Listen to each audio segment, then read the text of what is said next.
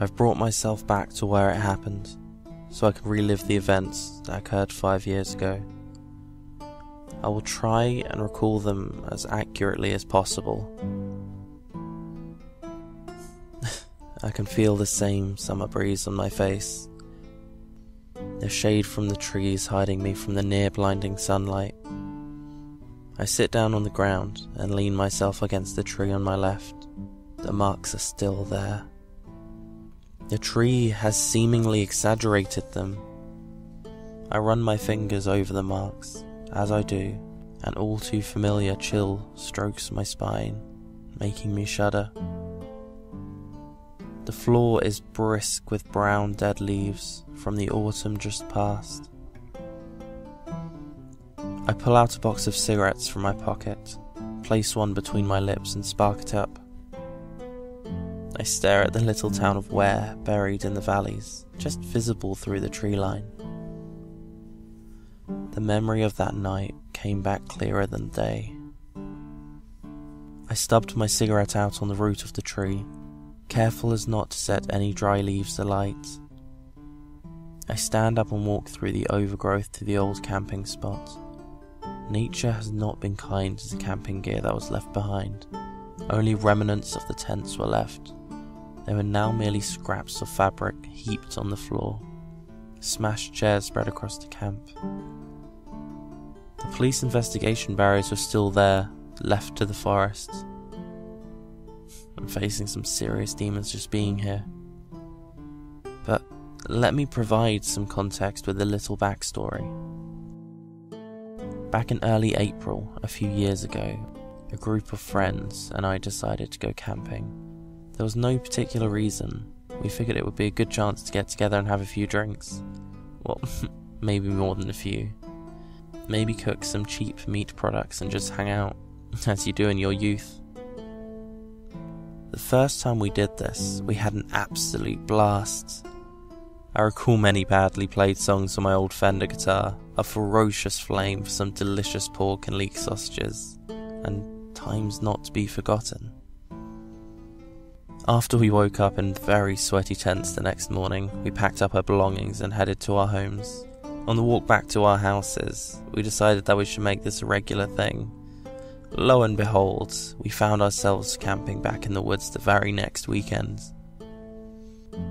For a few weeks, we kept up the camping trips. Routine drinking, singing, and badly barbecued meat seemed to be the best thing in the world for all of us. Some of my fondest memories come from those camping trips. But things quickly changed. I once heard someone say, "Life's a bitch and she just don't care." Seems to sum up the next part of this story pretty nicely. Declan. He was the most uplifting member of the group, always there for everyone, easily the most charismatic. His American accent made even me swoon. He was living at my friend Alice's at the time. One day, out of nowhere, she received a peculiar Facebook message from one of Declan's ex-girlfriends. She claimed not to believe a single word he said, that he was a manipulative liar, a sociopath, and a general arsehole. Of course, at the time, we believed nothing of it. Curious though, we looked into it, and I won't go into any specifics on how we found out. That's a complete other story in itself. But it turns out she wasn't lying. Upon confronting him, we soon learnt they'd been faking his accent for 3 years, using people for homes and money. He stole personality traits from people to manipulate anyone into trusting him. For example, the second time I met him, he divulged onto me about his mother's death. I took sympathy upon him, as I was in the same situation. But it later came to light that his mother was alive and well, and he used that trait against me to seek attention, gain my trust, to feed his sociopathic tendencies. This event split the group in half. People just didn't know how to react. He was seeing Mary at the time, and she didn't know how to deal with such a thing. But none of us did really, I guess. We were young and naive. We came to the conclusion that Ethan, Reagan and I would escort Declan to London so he could stay at Reagan's for the night, and we could send him back to what was left of his family. However, on the train journey up there, Ethan was getting a little bit too friendly with him. At one point later that day, Ethan asked me and Reagan to apologise to Declan for the things we said to him. We laughed in his face. That evening, myself and Ethan got into a huge argument. We just completely blew up at each other, like the impact of kinetic bombardment. We didn't fight, but opinions were expressed, secrets came out, feelings exposed. All that high volume in close quarters. I imagine anyone who heard us or saw us would be akin to an innocent child hearing their mum and dad fight for the first time. I was living with Ethan at the time, and this wasn't the first time he had royally pissed me off, so I left London as quick as I could. After we'd dealt with Declan, I went back to where I was living with Ethan, packed as much of my stuff as I could cram into a car, and left for my fiance's flat. I sunk into a pit of depression over this. I knew it was a rash decision, leaving behind my life like that, but I felt as if I couldn't be near him.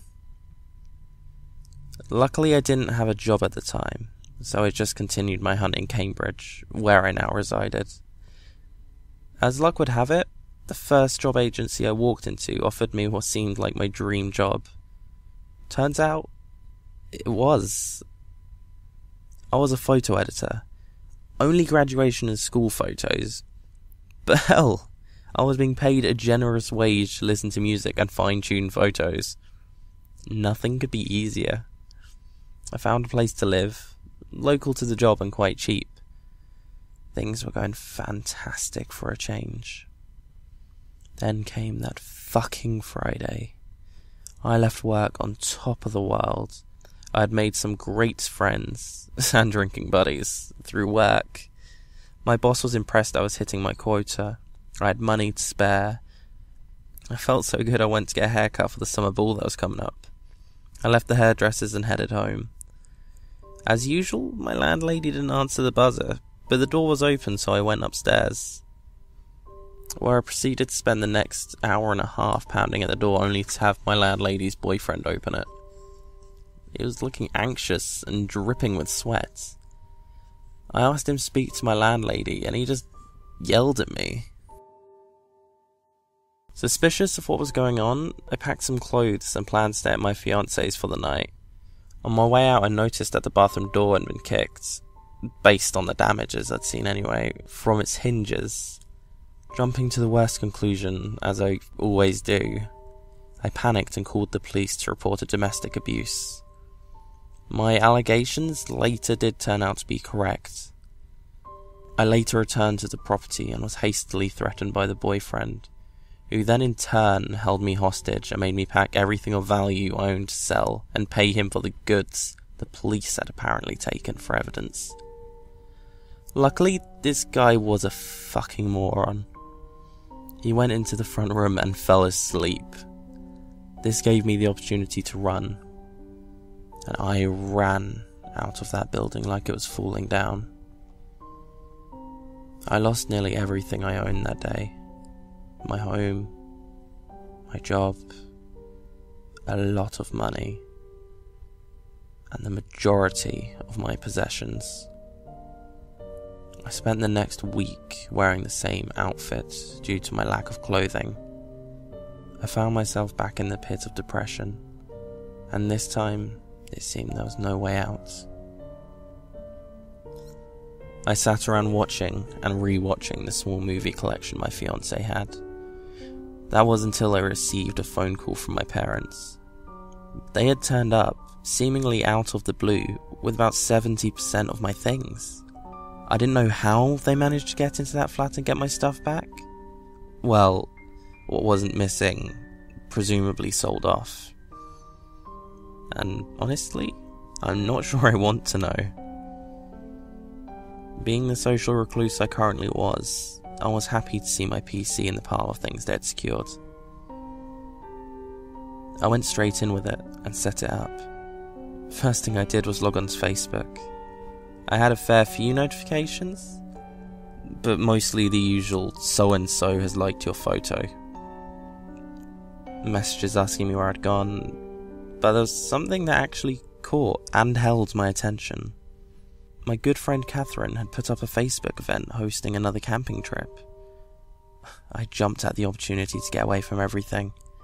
It was perfect. I'd get to see all my friends, get stupidly drunk most of all, escape from the real world for a weekend, clear my mind and think about nothing but having fun. I accepted the invitation and waited.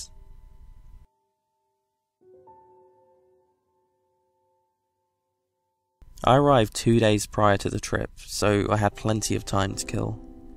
I met my friend Howard on the train, and we headed off to meet Alice, the most promiscuous member of the group.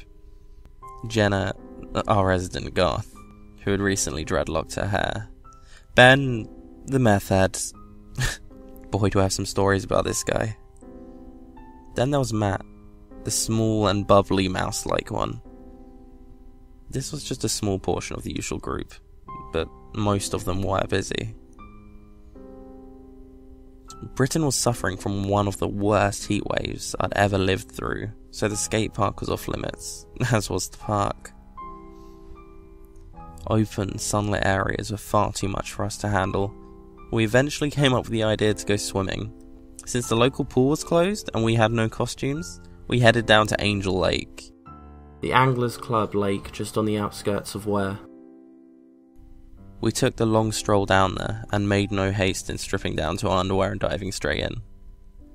Howard, Ben, Matt and I were all a little skeptical about who should go in first. A quick game of rock, paper, scissors tidied that up. Ben went first, in what was quite the majestic dive. I was second. I went in with the slightly easier cannonball. Howard followed with a casual jump, and Matt dove in last yelling some song lyric that now escapes my memory. The ladies, on the other hand, were far more skeptical and changed their minds. I recall Jenna not wanting to ruin her new dreads. Alice was just far too self-conscious to join us, however. In our childish nature and an attempt to gloat manliness to the ladies, we decided to race out to the small island in the middle of the lake. Angel Lake is pretty sizable. It would take a decent swimmer around 20 minutes to swim just one length, at a guess. It's surrounded by a line of trees the whole way round, with a few openings for fishermen. The four of us set off, stroking as fast as we could. I'm pretty unfit. I weighed about 12.5 stone at the time, which, for my height, is classed as overweight. Not to mention that I smoke like a chimney. So as you can imagine, I struggled to swim very fast, but I made it over nevertheless. Howard, as usual, won. He had the habit of taking friendly competitions a little too seriously. Ben soon followed him, then Matt, and of course me lagging behind in last place. I dragged myself up the muddy ledge of the little island. Though only a small patch of land, the overgrowth was immense. I found it impossible to wade through 5 feet of it. I found it almost impossible to wade through 5 feet of it to get to the lonely tree they'd grown, towering above the body of water. Ben, on the other hand, yeah, he had no trouble at all. He always jumped into situations head on, no matter how big or small. He just dived straight in. He had already climbed to a stable bit of the tree before I had a chance to climb up. Looking around, taking in my surroundings, I felt at home again. I felt at peace with recent events that had unfolded in my life. I could really appreciate what I was looking at and the friends I was with. I took careful note of everything, so I could really try to remember this feeling in the future, when life would get me down. The scene was so beautiful, the vibrant shades of green among the trees and plants around the lake, the vast open clear sky with no clouds to be seen, the murky brown water we were swimming in, the sounds of birds chirping away without a care, the echoes of a nearby motorway and train horns in the distance. The people sat further up the lake having a barbecue. I'll tell you something, the smell of that barbecue was tantalizing, like nothing I'd ever smelt before. Clearly they were talented cooks. I was half tempted to swim over and ask them for some. I remember the soil beneath my feet and wading through the patches of overgrown grass. Everything is still so clear in my head of that day. This is where my story takes a darker turn. While Ben was sitting up in the tree, I took it upon myself to find a good climbing point.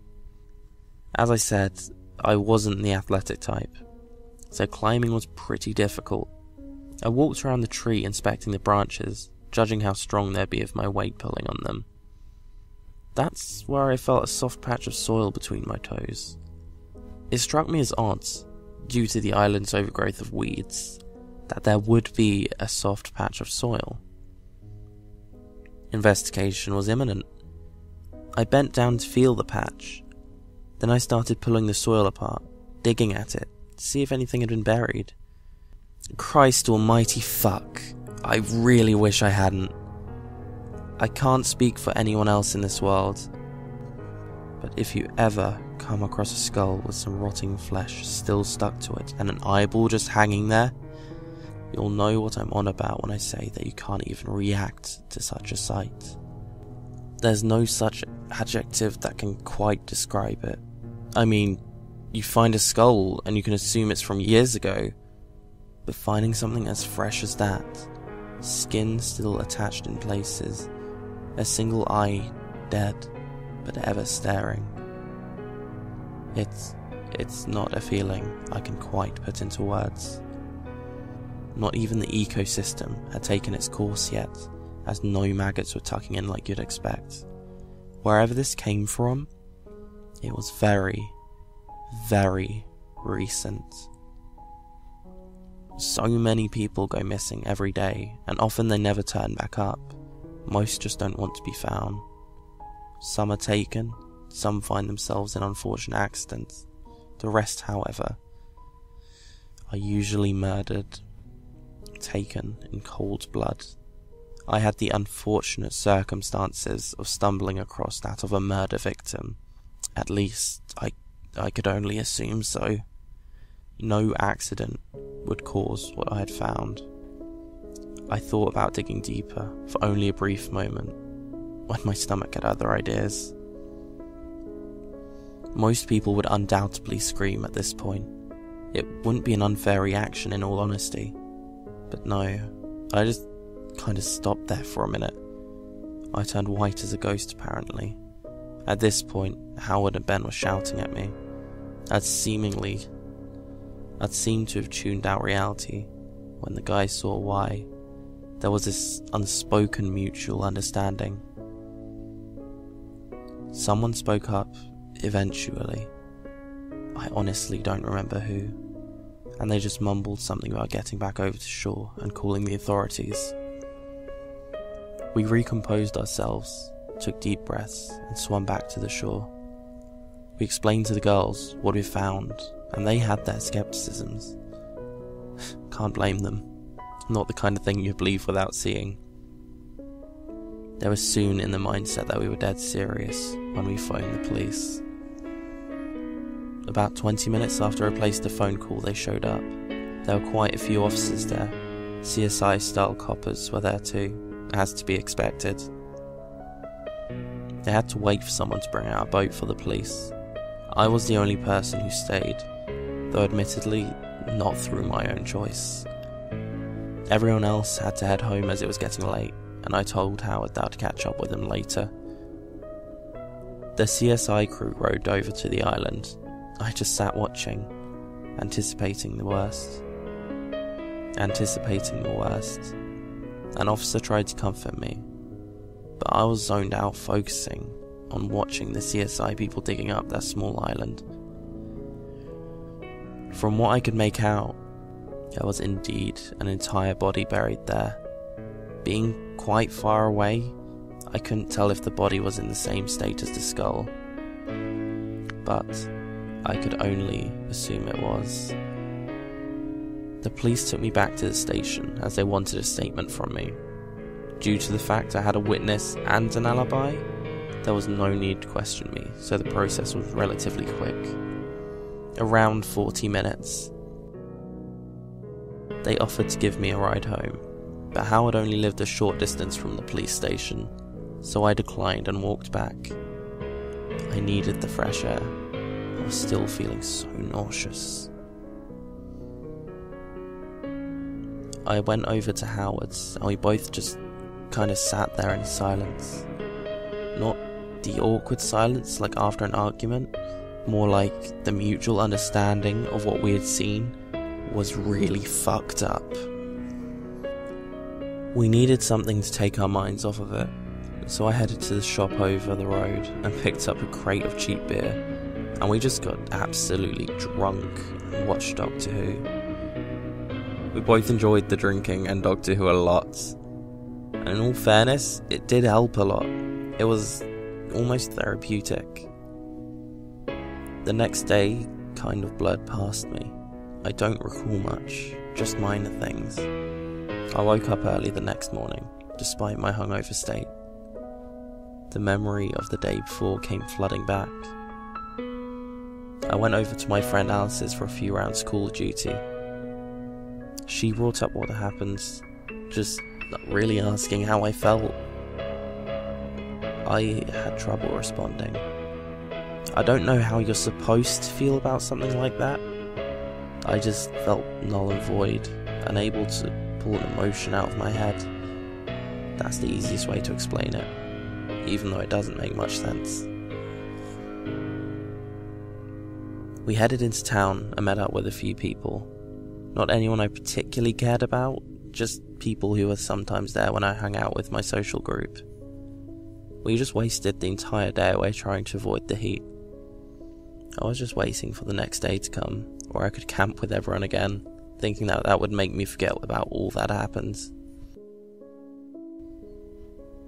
The day of the trip was upon us, and it was yet another blistering heat wave kind of day. But that never bothered me. I just want to get going. Howard and I packed up our sleeping bags and camping gear. We headed down onto the agreed meeting point, the back of Tesco's in town. We were there a little earlier because Howard only lived a couple of minutes walk away, but people started showing up soon enough. After about 30 minutes, everyone was there, including myself. There were about 13 of us. So we popped into the Tesco's and picked up the alcohol, barbecue supplies, firelighters, and etc. We started the long walk to the woods. My dearest friends were with me. Howard, who I've mentioned a bit by this point, he was the rocker of the group. He had this awesome mohawk, usually dressed in a denim jacket with ripped off sleeves, with a band shirt and jeans. He was a bass player as well. He was just an awesome dude. Catherine, who organised the event, was this dick insect-esque girl. Long blonde hair. She usually got upset by a lot of things. I was her go-to guy when she was upset. I spent a lot of time comforting her. But even Ethan was coming along, my old alternative friend. He had since dyed his hair this teal colour. I had to hand it to him. It looked really good. His style hadn't changed much. He shared Henry's denim jacket with ripped sleeves and band shirt, but favoured the skinny jeans. He literally never wore anything else. It took us around 45 minutes to walk there. Partially due to the heat exhausting us immensely, we also hated walking long distances, but nevertheless, we made it to the bottom of Postwood Road, the quickest and easiest way into the woods. Since we'd all done it a fair few times, we knew our way to where we always camped. It was the perfect spot, just far enough away from anywhere, though we were secluded, but close enough not to get lost. It was a huge flat ground, with fallen trees in just the right ways to act as seats. There was a hole we'd dug for a campfire, and enough space to spread the tents out perfectly. After an hour fumbling around with tents, just about getting them set up right, We cracked open our beers and headed out to collect kindling and fire logs for the campfire. It being the woods, of course, there was plenty to gather. We split into 3 groups, 2 heading in different directions, whilst 1 stayed behind. Being the lazy procrastinator that I am, I was one of the people who stayed behind. Well, along with Ethan and Jenna. We sat and reminisced on memories of previous camping trips. The days we used to spend hanging around Ware, skating and going to the pub. All the stuff I missed the most. The kind of stuff I needed to take my mind off what I'd seen. Strange, really. I felt pretty fucked up, but despite just 2 days previous not being able to comprehend what emotion I was feeling, I was now able to just glance over the whole situation, as if it was something that was just in a video game or a book I'd read. I really tried not to dwell on it, as I just wanted to enjoy the night ahead. Despite my shaky history with Ethan, we were getting along swimmingly. I think an argument was what we needed, as well as the time apart. We joked about how we were like a couple, and to be quite honest, we kinda were. Ethan was one of my best friends. We got along so well most of the time. We had minor falling outs, but we were over them in a matter of minutes usually. He was a good guy at heart. He never had any bad intentions. I think we just built up a lot of tension, and everything that went down with Declan cracked us to the core, and we just snapped. Like a pair of hounds going at each other. I noticed somebody moving around a cluster of trees. It was Barry. He had brought back enough firewood to last us a week. He always did go over the top with things like that. He cracked straight on with building the fire. I asked if he wanted help, but he wasn't interested. He loved camping, but more the traditional style camping, not the kids getting drunk in the woods kind. So he did all the hard work himself. Suited us. We could drink more while he did the hard stuff. Something else I noticed was that barbecue smell again. The exact same one from the lake the other day. Given that this was a public park, forest, I wasn't surprised. But I couldn't help but take in the delicious, luscious scent. I really craved whatever it was those people were having. It was unlike any food I'd ever smelt. I questioned myself what it must have been. There must be a new butcher's in Ware maybe, or some new food craze. Either way, I wanted some. I asked Ethan and Jenna about it. They could smell it, but they didn't know what it was either. They said it smelled funny though. But they were vegetarians, so I guess I can't expect them to enjoy whatever it was. Everyone else eventually made their way back to our spot, and we all sat around the fire. Cliché warning. We pulled out the guitar. We started singing stuff that nobody could really remember the words to. Except Wonderwall. Yeah, I know. But hey, we enjoyed it. Nightfall came, and being the connoisseur of spooky stories that I am, I thought that I'd try my hand at telling the group some stories that sent chills down my spine. I remember that I'd read this brilliant short tale with an amazing twist that spooked me a lot. So, paraphrasing a lot, I told the group this story. Most of the group was pretty much meh about it, but 2 of the girls, Catherine and Mary, they were terrified. I actually felt quite bad for scaring them. So I broke the story down into why it couldn't logically happen. That seemed to help them a little bit, but not an awful lot. The moon seemed to be at its peak when somebody said they could hear noises coming from around us. Everyone laughed and just joked about them trying to scare people, and there was a pathetic attempt at that. In truth, it was pretty piss poor. They were adamant enough to make me and Ethan go for a look though, so I'll give them that. We grabbed a torch each and headed out together. We reconnected properly whilst we were walking. We hadn't spoken like this in ages. A moment of real talk, just two friends understanding each other on a deep level. It was great to be back talking to him again. Needless to say, though we were both distracted, we didn't find anything more than a couple of foxes roaming the perimeter. We looked around a little longer, just to make the guys think we did a wide search. When we got back, we informed everyone that there was nothing to be afraid of. That much was obvious to most, all but to the one person who spoke up about it in the first place.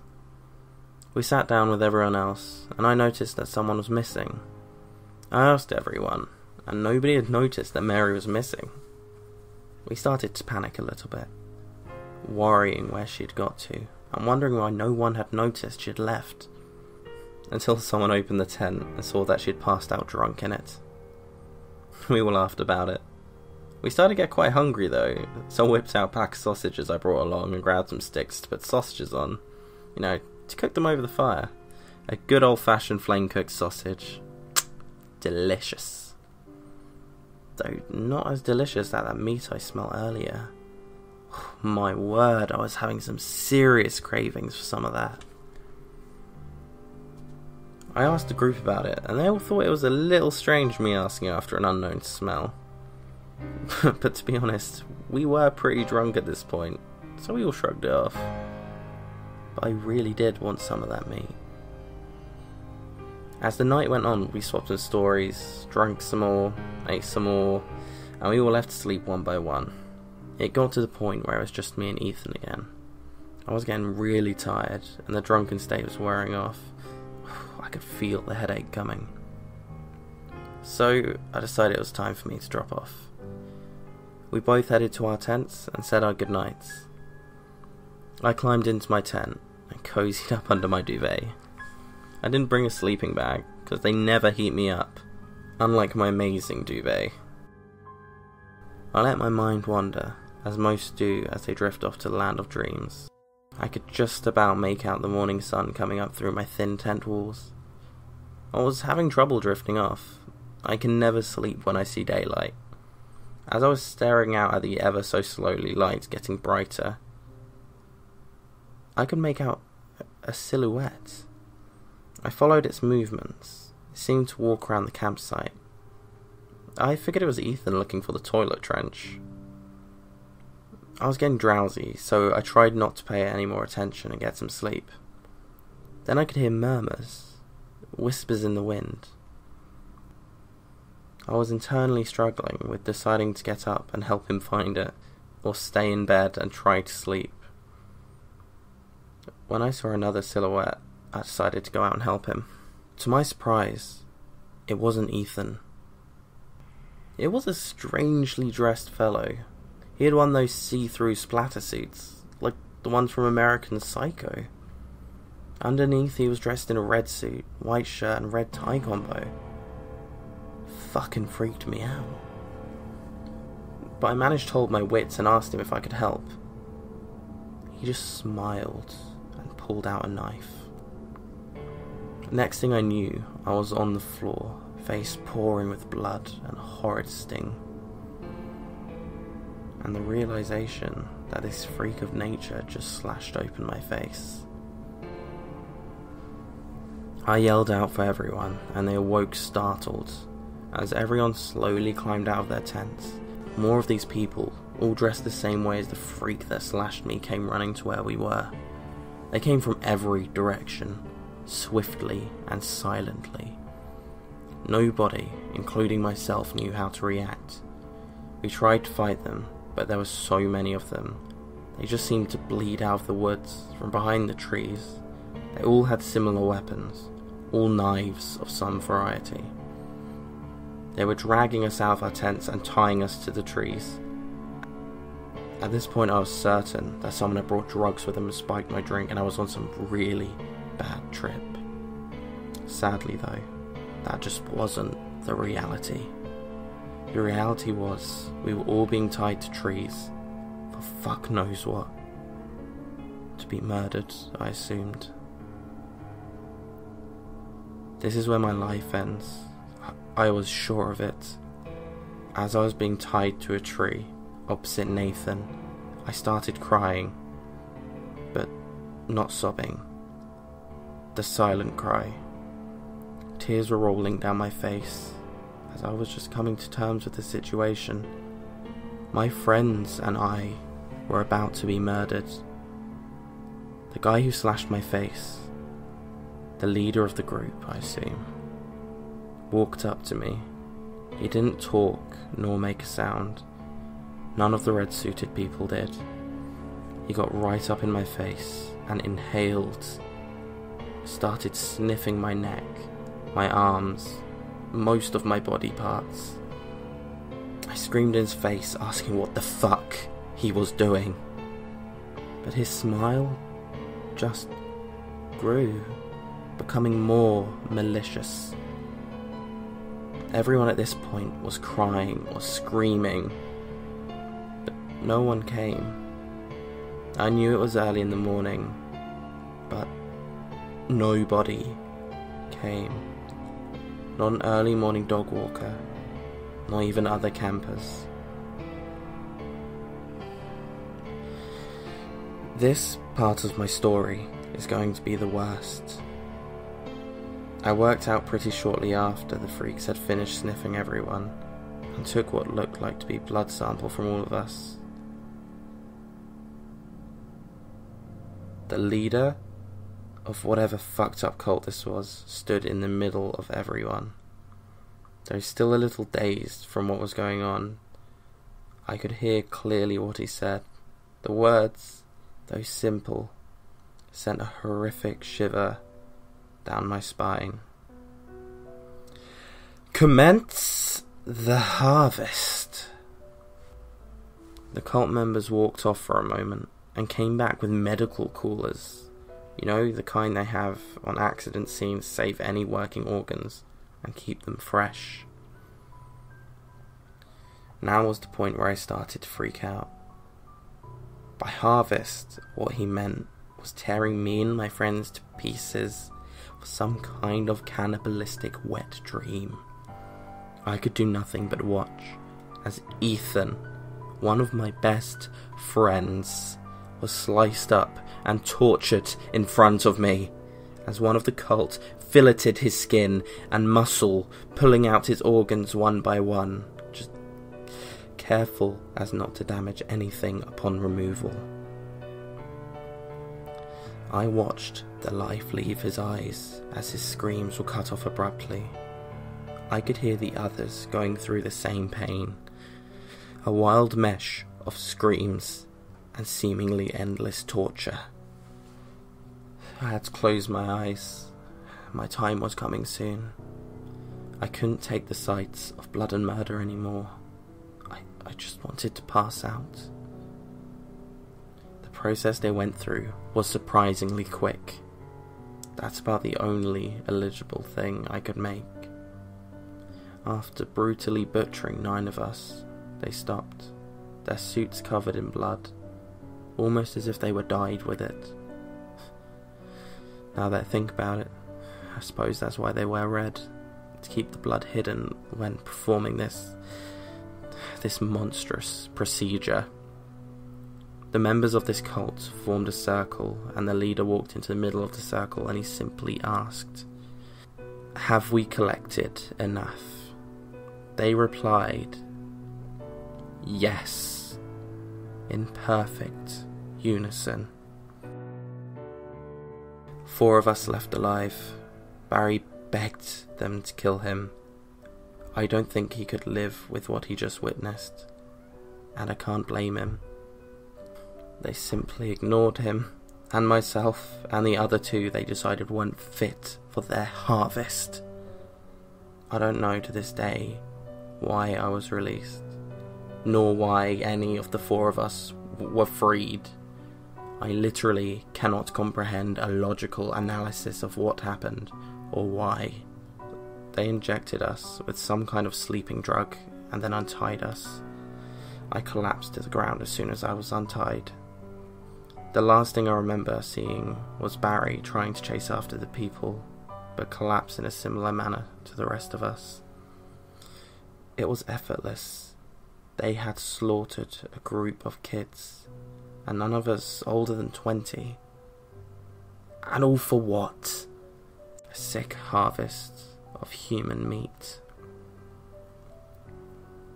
The four of us awoke seemingly simultaneously. An elderly couple walking their dog had found us just hours later. They asked us what happened and why we were out here. Before I could ask, I looked around. There was no trace of blood, or any evidence they were here. How the fuck does someone manage that? A brutal slaughter and no traces left behind. These people were skilled in their art of murder. I thought for just a moment that they were perhaps behind the skull that I'd found, but that would be too coincidental. So I brushed that thought off and stood up to talk to the elderly couple. Before I could say anything, one of the other two said we were on a drunken, drug-fueled night and that they shouldn't bother themselves with us. They looked disgusted and muttered something about respecting public places and morals and the usual tosh people rant about when they think they're better than you. At first I was confused at why he said that, but then it hit me. To tell someone we were attacked by a crazy cult might seem like we're on a drug-fueled night, especially with the lack of evidence. So really, he did us a favour. Barry and the other guy stayed quiet as the couple walked away. We didn't even bother to grab our stuff. We just got up and walked. We walked and walked and walked and walked. We didn't really go anywhere. We just all followed each other, eventually making our way into town. I didn't even realise my face was still sliced open until the fresh air hit my wound. There must have been some kind of anaesthetic in the sleeping drug we were given. I decided I was going to the hospital to get it checked, and I phoned an ambulance for myself. I didn't say goodbye to the others. I couldn't bring myself to. I let them walk on, wandering aimlessly. The ambulance crew arrived and asked me what happened. I lied to them and simply told them that I took a heavy dosage of an unknown drug and woke up like this. They seemed to buy that. They took me to the hospital and stitched me up, but not long before taking samples of my blood for testing. They kept me in overnight while they awaited the results. I woke up the next morning to a nurse bringing me some water. She explained to me that the blood results came back negative for common drugs and asked me if I was lying. I looked her dead in the eye and I told her I wasn't. I told her I had no real recollection of what happened for most of the weekend, and she believed me. I think she herself was lying, and she asked if I was willing to give consent to be watched for the 72 hours under a psychiatric doctor. I was not willing.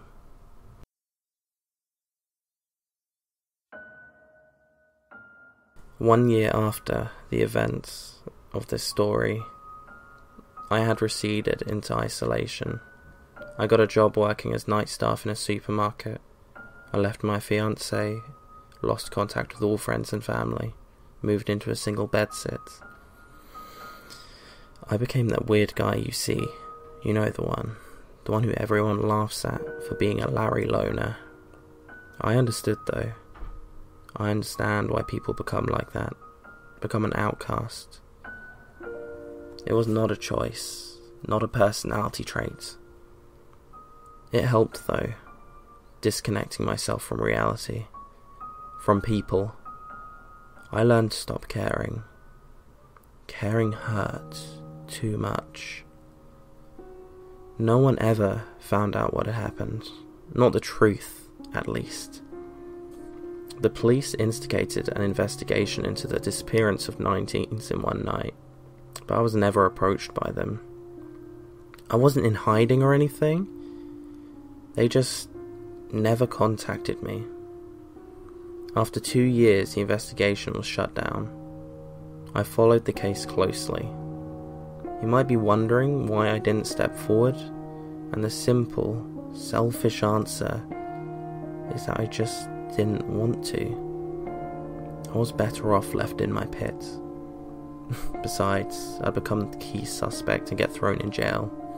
I wanted isolation, but not that kind. Living with the knowledge and memories of what happened, having to experience it firsthand, was prison sentence enough. I withered away at my PC, day after day, going from intense research into tribes and cults, looking for an explanation to what happened. Some kind of closure, at the very least, to wasting nights away on YouTube and Reddit, to keeping track of the police investigations.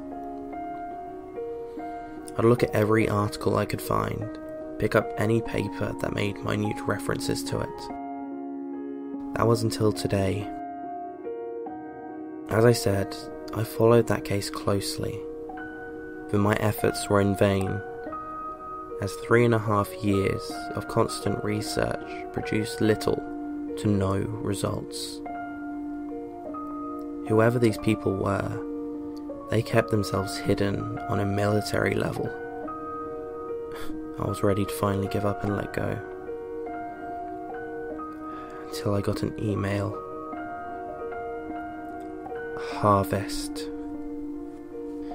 I was looking into these people, and they were looking into me, which leads me to where I am now.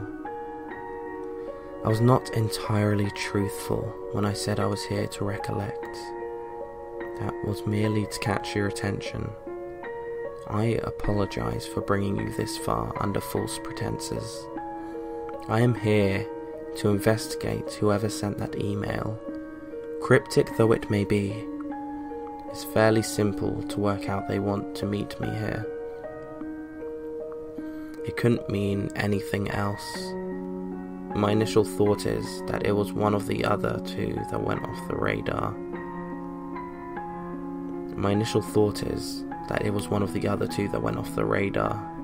So as I'm writing, I still see no trace of anyone coming, and it's nearly nightfall. I will wait all night if I have to. Things didn't go the way I expected. I started to nod off when two people approached me. It may have been a few years, but they were a couple of faces I would never forget. They were the two who were let go, alongside me and Barry. They approached me with a bag and left. I tried to follow them, but I wasn't too sure I wanted to. I was a little hazed and overwhelmed with thoughts. I just sat back down on the floor and stared at the bag. I picked it up. It was a neat looking thing, as if it had never been used. It was a dark maroon colour with brown seams and zips. It wasn't very heavy, certainly nothing I would struggle to take home, which was my next action. I arrived back to my dingy bedsit and opened the bag. It contains an all too familiar red suit, white shirt and red tie. I searched the pockets and I found an address. Also contained in the bag was a slab of tightly vacuum-packed meat. It wasn't anything I'd seen before. I didn't know if it was the combination of events and a simple random thought, but it occurred to me to cook the meat contained in this bag. Almost as soon as I slapped that meat on my grill, a sickly sweet memory of that beautiful meat came flying back, overwhelming me. I had to take a moment to contain myself. I recomposed myself and went back to look at that address. A quick Google search showed that it wasn't far by. I could only take a guess at what this meant. I think it was an invitation to join the cult. I guess I guess I have nothing else in life. Oh, and that meat. That sweet, juicy meat.